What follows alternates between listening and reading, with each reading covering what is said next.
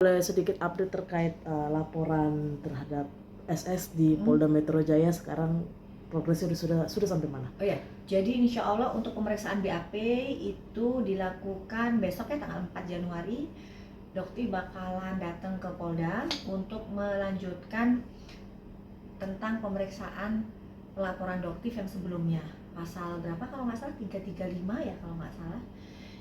Dokter nggak lupa pasalnya berapa, tapi ada tambahan pasal lagi, mungkin beberapa pasal lagi yang sudah disiapkan oleh tim hukum. Jadi mungkin nanti tim hukum yang akan menjelaskan di Polda Metro besok tanggal 4. Akan membawa bukti-bukti juga kah? Semuanya sudah disiapkan, sudah ada. Bahkan buktinya mungkin 450.000 lebih masyarakat Indonesia melihat ya, itu kayaknya lebih dari cukup, mungkin menjadi fenomenal ya, sejarah fenomenal di Indonesia, saksi mata di atas 450.000 ya gitu, bahkan nyaris mau menembus 500.000 mata Indonesia memandang. Teman-teman di luar juga ikut menonton pada saat itu. Berarti itu terkait yang penyebaran data pribadi? Oh bukan, itu terkait dengan persekusi yang menjadi suatu menggelitik ya di pikiran saya ya. Itu lucunya beliau melaporkan dokter atas dasar penyebaran data pribadi ya. Sementara SS sendiri lupa. Di tanggal 16 Januari 2024 beliau menyebarkan data pribadi dokter di Insta story-nya di kisaran pukul 1 sampai jam 2 pagi. Itu banyak banget saksi, banyak banget yang siap juga untuk memberikan keterangan nanti gitu. Oke. Dok, tapi terkait yang berarti yang dilaporkan ini adalah yang kejadian di Polsek. Kejadian persekusi yang ada di rumah makan itu. Oke, yang dilaporkan di rumah makan, terus kita kan selanjutnya kita menuju ke Polsek Pulau Gadung, diharapkan ada mediasi, tetapi pada saat mediasi ada kata-kata dari SS dan suaminya yang cukup membuat saya sangat kecewa. Jadi di situ SS menanyakan resellernya di mana, dari mana dokter mendapatkan produk tersebut.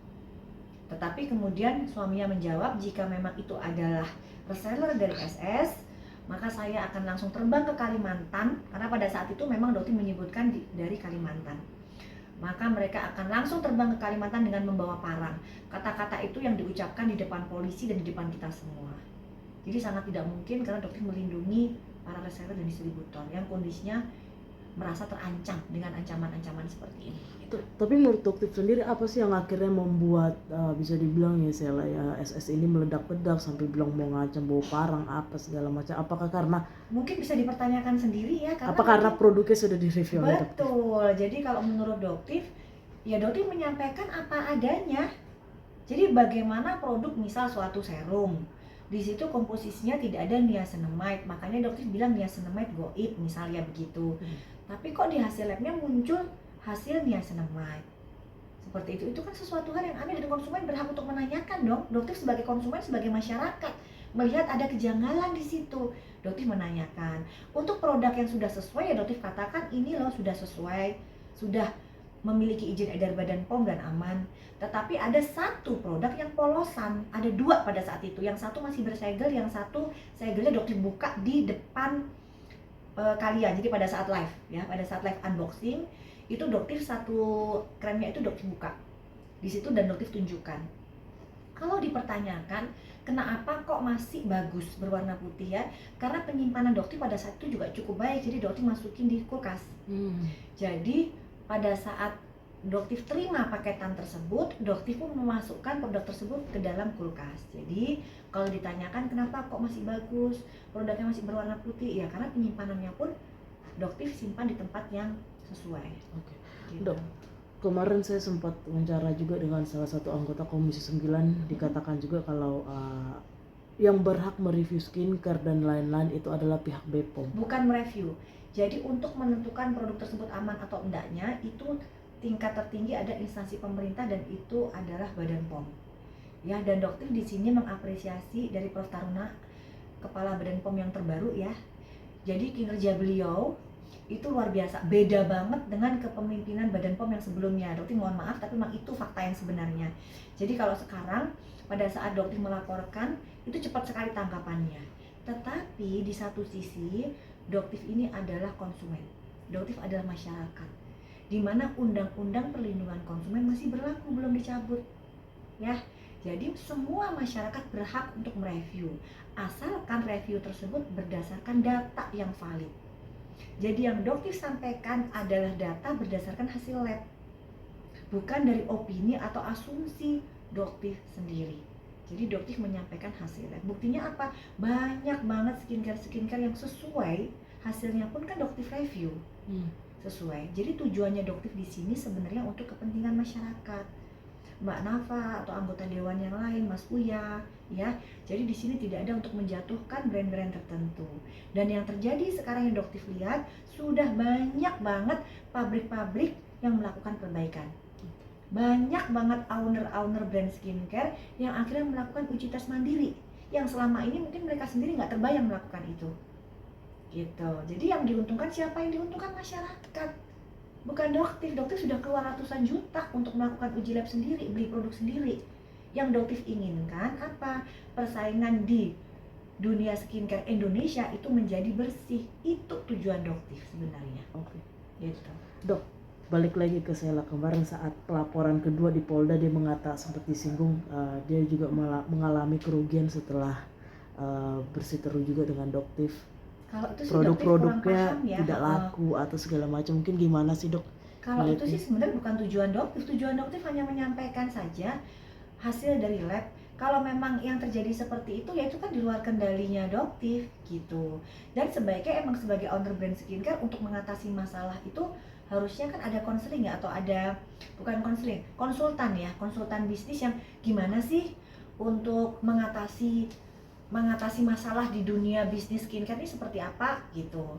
Apakah harus dengan cara melabrak gitu, harus dengan cara-cara seperti ini gitu. Sebaiknya yang lain-lain juga, owner-owner yang lain kan perbaikan saja, tidak ada masalah. Berarti bisa dibilang juga dia juga tidak terima ya kalau di produknya juga direview oleh dokter gitu. Iya, dan memang itu juga haknya dia sih. Cuman kita kan negara hukum, kalau memang dokter melakukan sesuatu yang melanggar hukum kan bisa dilaporkan, begitu aja. Yang jelas dokter berlindung di bawah perlindungan konsumen, undang-undang perlindungan konsumen yang saat ini dokter jadikan patokan, itu aja. Dok, terkait yang dia ngelaporin dokter gimana? Apakah ada rasa takut juga apa kayak? Untuk pelaporan penyebaran data pribadi, dokter pun melaporkan balik ya.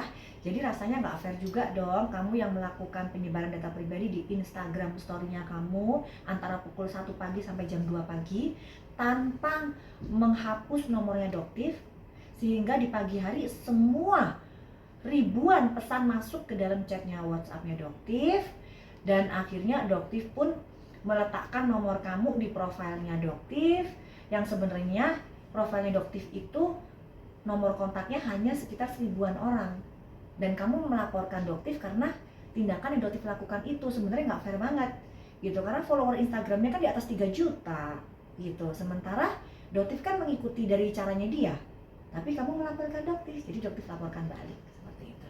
Dok, terkait berarti nggak gentar nih dengan laporan-laporan? Tidak ada, karena semua yang dokter sampaikan adalah fakta. Tidak ada sedikit pun dokter itu menyampaikan hoax atau ingin menjatuhkan brand tertentu, tidak ada.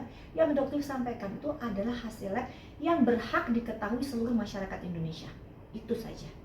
Dok, mungkin untuk besok agenda di Polda seperti apa, mungkin bisa dijelaskan sedikit? Besok dokter akan melakukan BAP beserta dengan semua korbannya, saksi-saksi yang pada saat itu juga ada di pihak dokter, dan juga melakukan pelaporan di pasal-pasal tambahan gitu. Mungkin boleh dikasih tahu nggak sih dok? Kalau untuk pasal-pasal tambahan tim lawyer, karena cukup banyak itu, dari yang pelecehan seksual yang dilakukan oleh Arif Afanda dan kawan-kawan, terus juga ada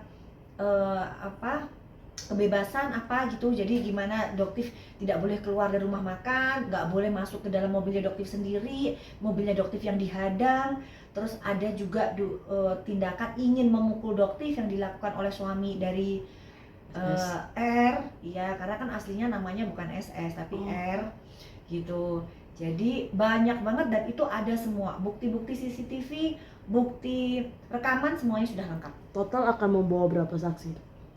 Total kita ada 3 sebenarnya sih, ada 3 orang. Oke. Betul.